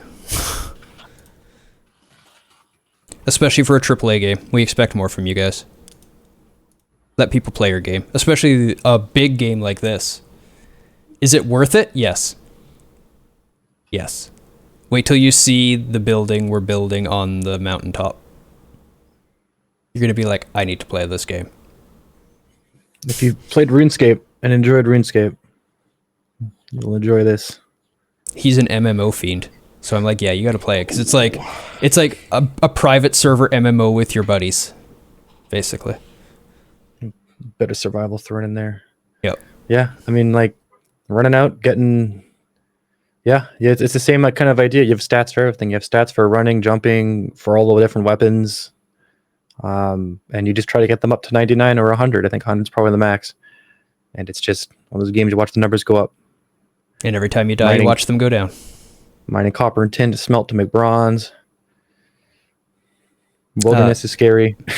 Okay, mechanics in Bioshock Infinite, though, is something interesting to talk about. Because I've heard people complain about that. Why the exact words were, why allow upgrades on guns if you can only carry 2 of them? To make the ones you're carrying better. Like, Yeah. Yeah. find the guns you like and upgrade them. I don't know. I think that's Okay. fun. Yeah, I'm with you guys. It made me kind of laugh too at it. I was like, just use the guns you like and upgrade them. Yeah, I think it's just... So I was gonna say, People- Sorry. I can say people have different preferences, right? So, like, it's a similar thing even with Doom. The different upgrades. Not everyone's going to upgrade the same thing first. So you can kind of, pick and choose your play style. like I was gonna say, maybe I can understand if there's a misconception where you're upgrading the gun you're holding, and if you get rid of it, you need to re-upgrade it. But that's not the way it is. It's just every carbine in the world is upgraded when you touch it if you've upgraded that carbine. Okay, but fun. You see, I actually thought the mechanics in Bioshock Infinite were better than 1 or 2. Mainly because of how much hot take. Mainly because of how much tighter the guns felt. I actually enjoyed firing them. The guns are a lot better. Yeah, everything felt so fuzzy in the first 2. The guns are a lot better, but like weapon restrictions are dumb. The fact that you can get stuck in a situation where you can't use any of the guns you like just because of the area of the map that you're in is dumb. I don't remember that part. It happened to me a lot. Examples. For instance, we know my love for the carbine and the semi-auto pistol. There are places where they just don't drop. And have them. Fair enough. I usually had one with me, but yeah, I guess I did have to grab a different one once in a while. I did like the inclusion of the rifts. I thought the rifts were a really neat add. Yeah, I liked that. Elizabeth as a whole was a great add. She did not drag down the gameplay at all. However, like the inventory systems, the power systems are more restricted, than in previous games, and I didn't appreciate that.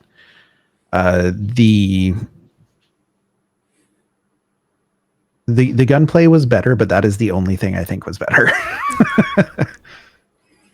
Okay, fair enough. I did not use the powers a lot, so that's a nice add to the points. Because I basically just went, "Hey, I like these guns." Bang, bang, bang, bang, bang, bang, bang, bang, bang, through the whole game. which is what I did. Yeah. But the powers, like, they're just kind of stuck on, and you don't really use them, and it's kind of like, eh. But that's how I was with the powers in the first game and the second game too. Maybe use them a little bit more here and there just because the guns sucked more. Not because the powers were better. But you can also balance your mechanics so that the powers will give you a significant advantage where you would otherwise just be draining ammo into something, right? Like in Bioshock Infinite, you did not need to use the powers at any point. They weren't really doing anything for the game. Because the environment made it fun to. Did you not have it? Yeah, I remember you could use like the shock in the water and stuff to get groups of people. And didn't they have similar stuff in this one?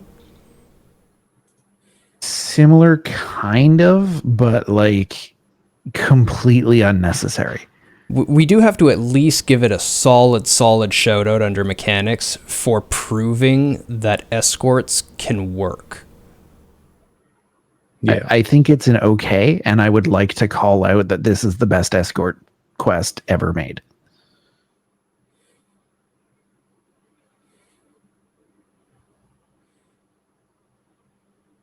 Games mechanics are solid. The guns are better than the original, but the limited inventory makes it harder to enjoy the weapons you like. Yeah?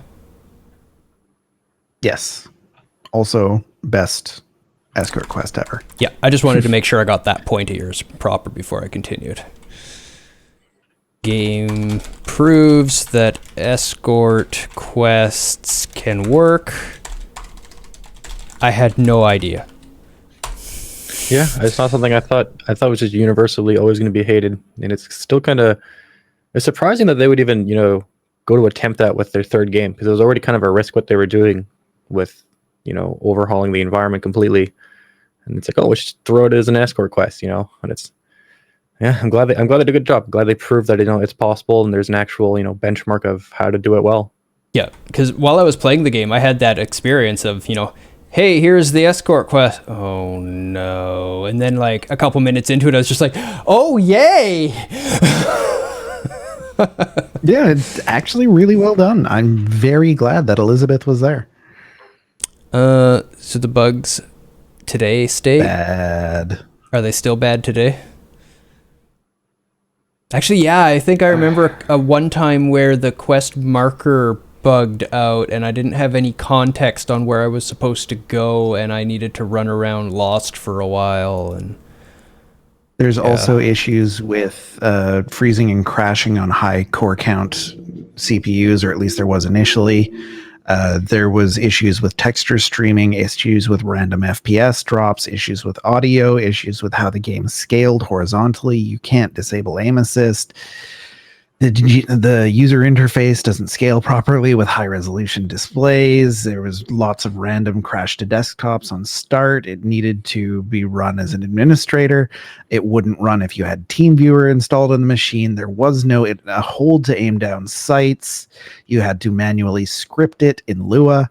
There was a lot of stuttering in the graphical performance. The texture pool size was set wrong. The Xbox controller prompts would pop up when you were playing with keyboard and mouse, and then you wouldn't know which button to hit, and you had to actually plug in an Xbox controller and then remove it again. The micro stuttering associated with VSync was there. The interestingly, specifically Razer mice caused a lot of frame time stuttering. The audio could get crackly because of your GPU drivers. What? And then we're into Linux issues. Clearly, I don't have enough to list all of that, but yeah, It's pretty big. needless to say, not good. The RNG's okay. Actually, I think it's good. Yeah, the only RNG that I can think of, like there was no RNG on weapon damage. Your first shot went to center, which is good. Only RNG I can think of was like loot from containers, which is fine.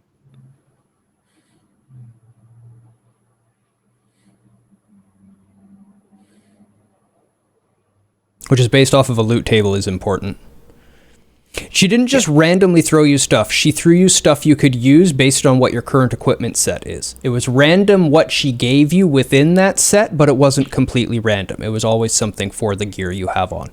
So if I really wanted my carbine, I could pull out my other weapon and use it for a while, and she would eventually throw carbine ammo at me, and I could use my carbine again. Yeah. That's Which was how I really did it. nice. Yeah. Like really, really nice. Really appreciated that. I felt the control was actually good in this one. I liked it a lot more than the first two games for control. I found it much tighter. Mainly because of that first gunshot.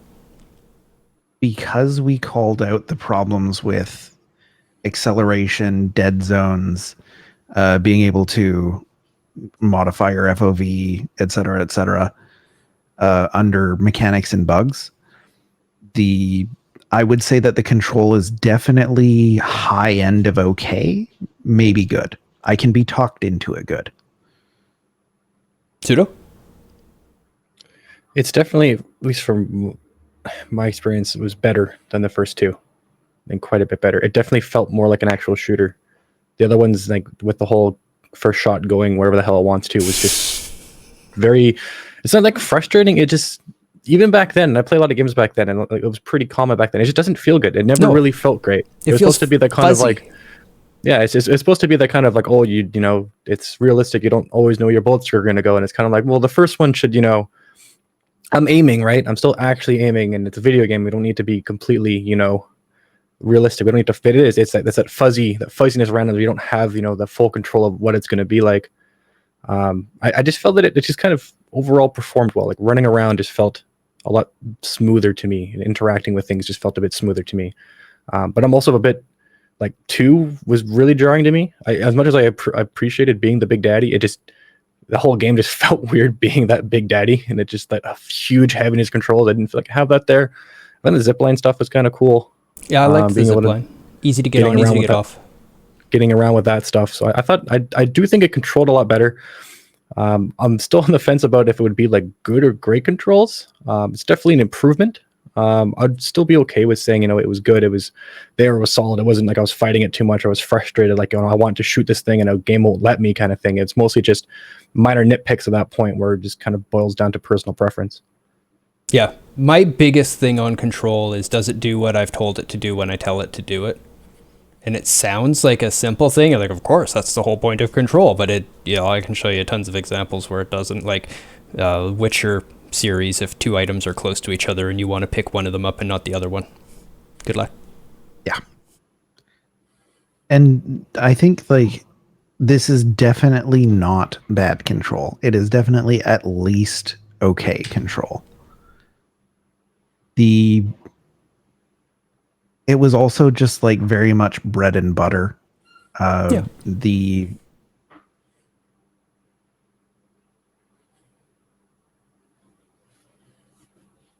okay from me.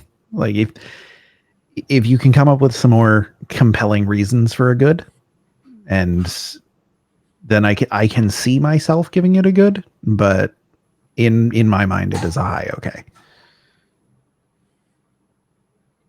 Yeah, I still think there's probably some polishes that could have been added. I think it's just one of those things where compared to the original ones previously in the trilogy, it did do a lot of improvements, but those ones, the bar was already kind of low. And by 2013, you know, good control for these kind of games has been a bit more figured out, a bit more stable. It kind of did feel a bit more like those other kind of, a bunch of the kind of adventure console games that are like that. You know, the controls still feel a little bit heavy. You're not like a smooth action. I think if it had something if it felt a bit more like the modern shooters have, even though it's not a modern shooter, I still feel like it could have benefited from kind of having that a bit more smoother faster pace of moving around, picking things up, and aiming at stuff. Not just having... Also, stop fucking with my input. Yeah.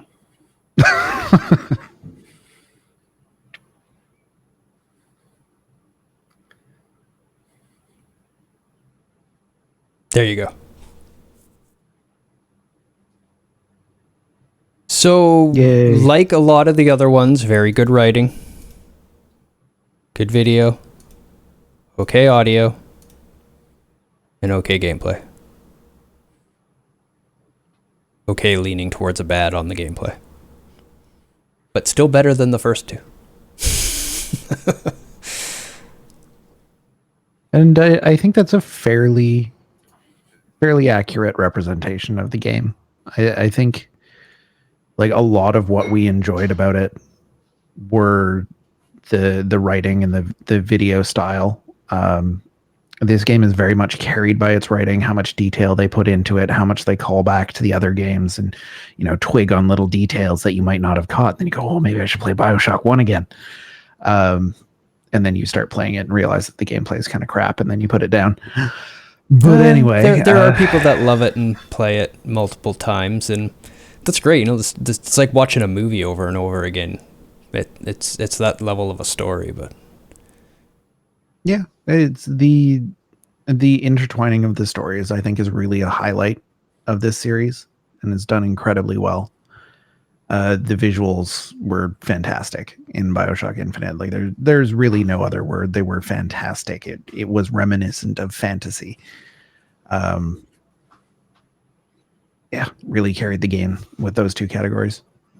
yeah. I'm surprised it's like the contrast between how, you know, dark and gloomy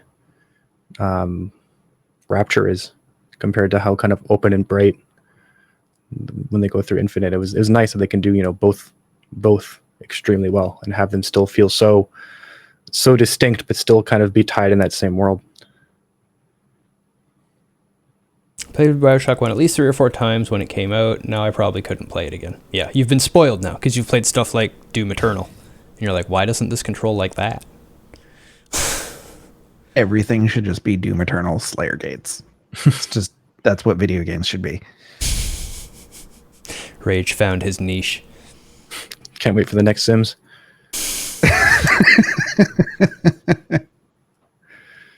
Sims just stumbling into the portal. Getting torn apart viciously. Yes. I've actually been playing through Eternal again because I want to ramp up for the DLC. I'm just gonna play it on Ultraviolence. I'll come back and play it on Nightmare after. But just every time I touch that game, I'm just like, oh yeah, this is what good control is like. It does feel bloody amazing.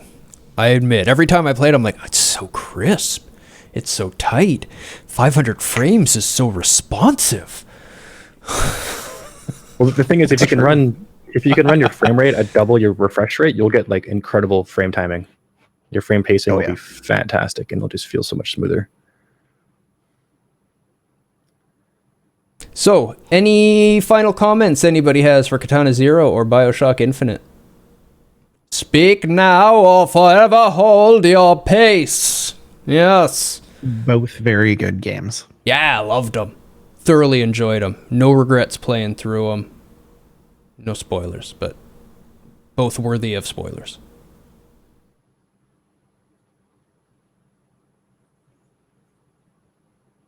That's a bar.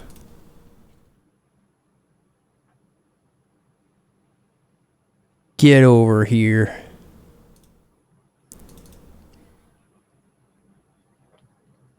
I'm just gonna do this for a second, just in case. No, Infinite has one ending. Just one very, It's a very good ending.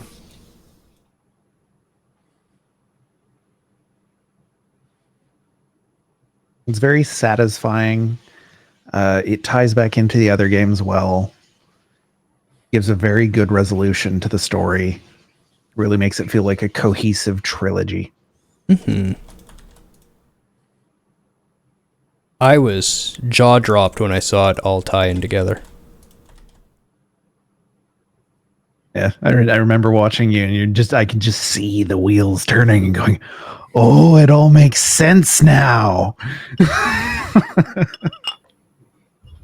Those wheels turned pretty slow, if I remember. I may have imbibed. Just a touch.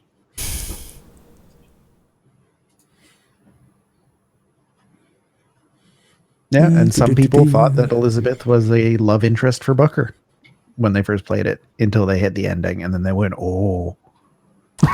No spoilers.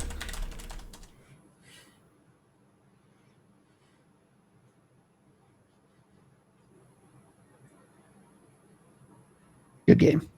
Like that game story. Good story. Big agree. You know what else I like? Building Doom ziggurats.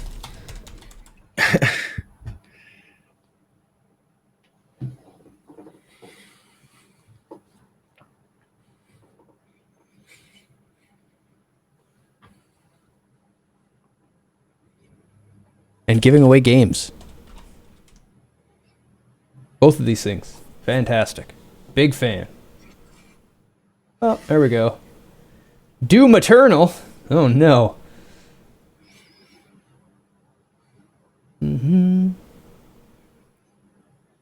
Some people thought Elizabeth was a love interest for Booker. Okay.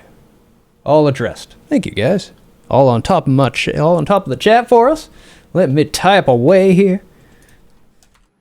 Tippity tap tap typing.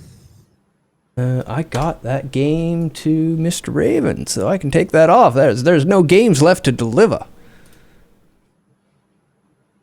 I'm gonna give away some new ones. Yeah, there's getting to be more names on that list there. Mr. Lowe, who had an extra entry from the Snow gift sub.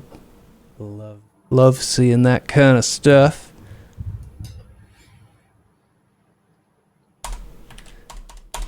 Azari, who dropped in and dropped a sub on our doorstep.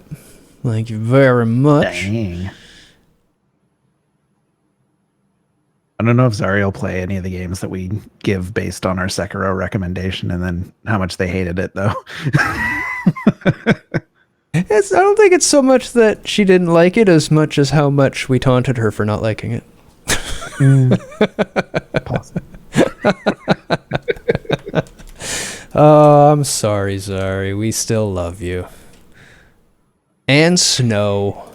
Snow's the last one with her free gift sub. Yay. Congratulations, Snow. I've heard of this game, Lo. From what I've seen, a good kids game. I was gonna say that's not much of an endorsement, but it's a pretty solid game. Pretty solid. It's a spiritual successor to the Banjo series.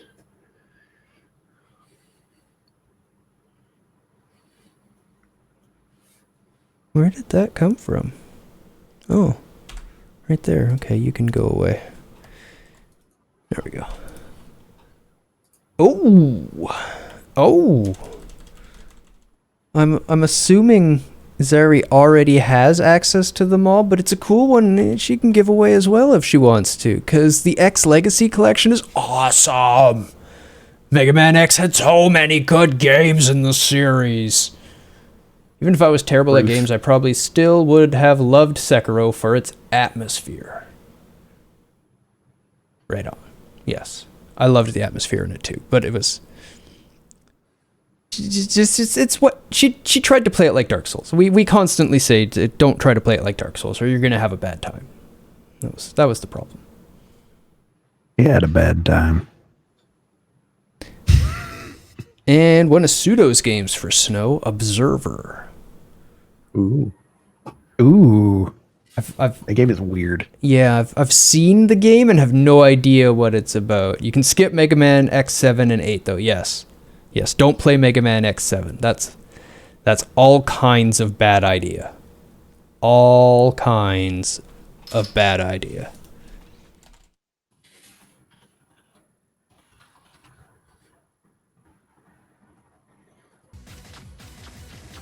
Yeah, don't play Mega Man X7. Who made this? Bloober Team. What a name. Looks like another Polish game studio. Man, Polish game studios making a lot of games these days. So, you're that high in art. You've been diagnosed with an Don't like play it. Mega Man You X7. must come with me. I have Mega Man X7 sounds playing. Oh, it's you that's causing my suffering. It's bad. Then if I tear you to pieces, the pain will stop. The sickness is already in its late stages. I don't think he'll come.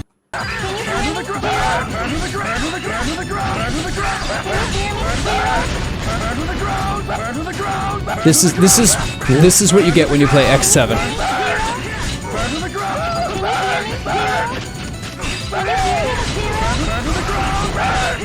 I hear nothing. I muted the stream and I still hear nothing. I mean, that's what you get. You get nothing.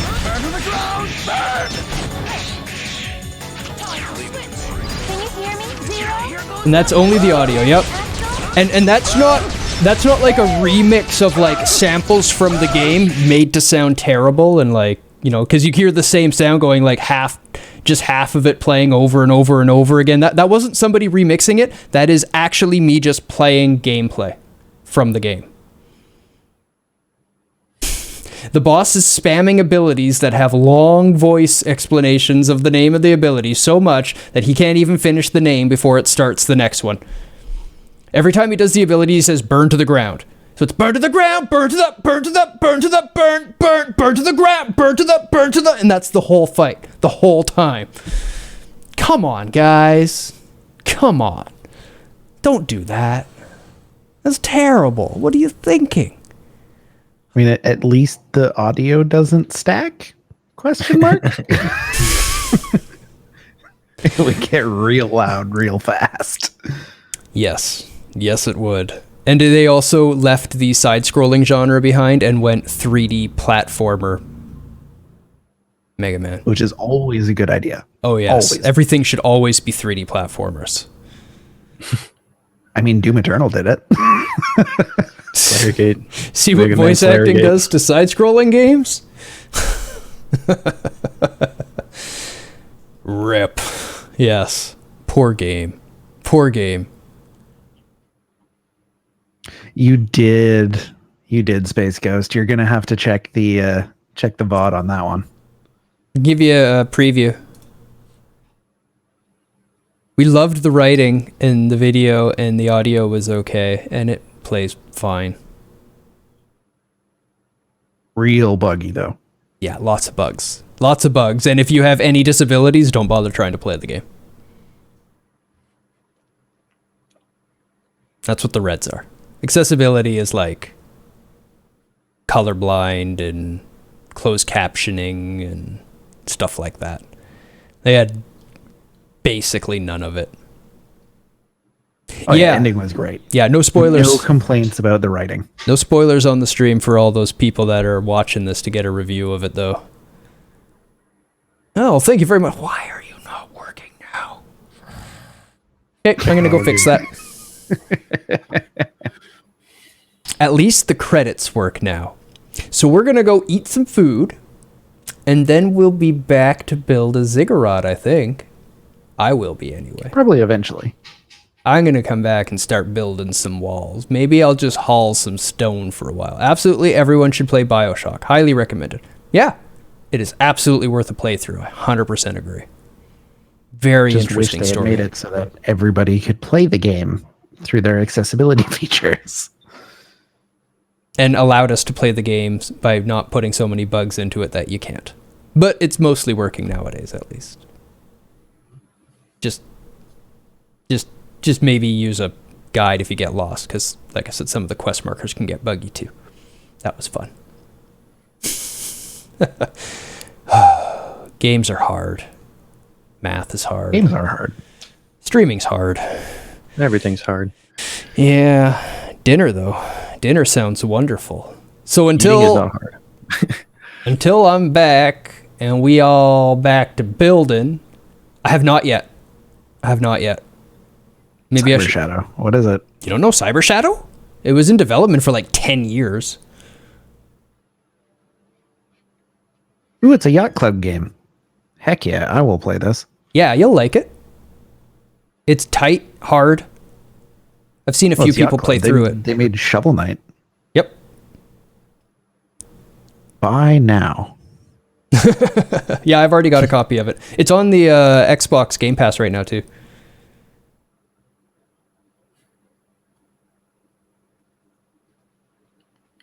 Shovel Knight's so hard. Well, now I have to play it, don't I? Shovel Never- Knight's Still never played Shovel amazing. Knight. Still never Really played good Shovel game. Knight. Yeah. I also love how it just showed up in every other indie game. Yeah, well, they know what's There's up, right? They all The wanted to Shovel be Knight it. character is just everywhere. No, I mean like the Shovel Knight character is in like a lot of indie games as like playable characters. It has invaded everything. It was amazing. Because they were all inspired by the game. Why? I'm sure of it. Shovel Knight stream, please. Okay. Request it. Put it in the bin real quick. I've got 35K.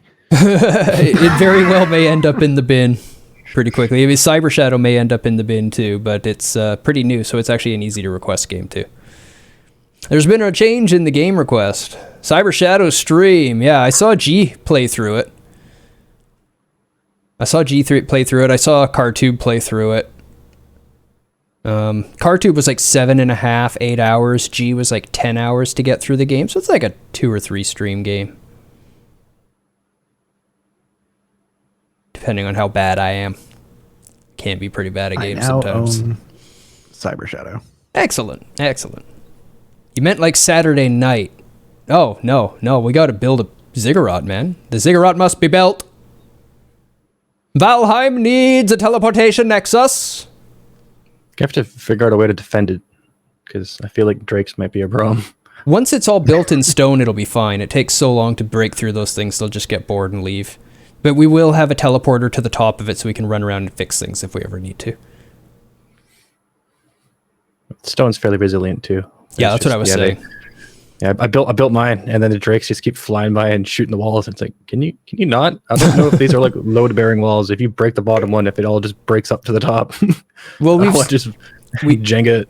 We've seen that buildings can Mega Man. Like, if you've got one corner in the ground, you're good. You're good. Rocks can do stone it is- too. Stone is just super finicky. I don't know if you tried stacking it, but it can be a pain. It can be a pain. We can always reinforce with wood and stuff, anyways. Yeah, we can pillars. put buttresses on if we need to. The cool thing about stone is that it counts as a foundation when Yep. you place off of it. Yep. So even though it's super high up, you can still put a lot of wood stuff around it. Yep. Yeah, it still has blue structure, even though we're 3 walls high, or a floor and 2 walls high. So that's pretty good. We'll be fine. Because that's only for this floor. This floor will probably be 2 walls. Maybe 3, but probably 2. And then it'll go out onto the balcony. We'll need more teleporters to get around it. We're going to need a teleporter to get from one end of the place to the other, okay? The load time of the teleport is less than running across the building. It's gonna be good. It's gonna be big. All right. What we could do is build a slope or a ramp, fill up a minecart, and you just hop in that, and it slides you at least one way, and you can teleport back. I want to build a sledding hill To a down the mountain. teleporter. If only you could teleport with wagons, I'd be so Yeah, happy. I was going to say what we need is a wagon teleporter so we can get the wagon back up to the top. However, if we do find a way to like sit in a wagon and have it roll down a hill, I 100% volunteer to roll down that sheer cliff face in the wagon. It's gonna be great. I mean, actually, you could just break it and then run back up with it, or teleport back up with it, and rebuild it, and That's then hop true. in and go down again. That's true. You could This is now possible. We have build we've a wagon. figured out The technology. we've figured out whatever can the make hell a- we're gonna call it. We can make a wagoning course, like sledding, but it's wagoning. All right, we're going to be back with crazy Valheim structures and ideas, but we need to eat first. So until I get to see you in a few hours, I'm Deus, I'm Rage. And I'm pseudo. and may all your shots be headshots.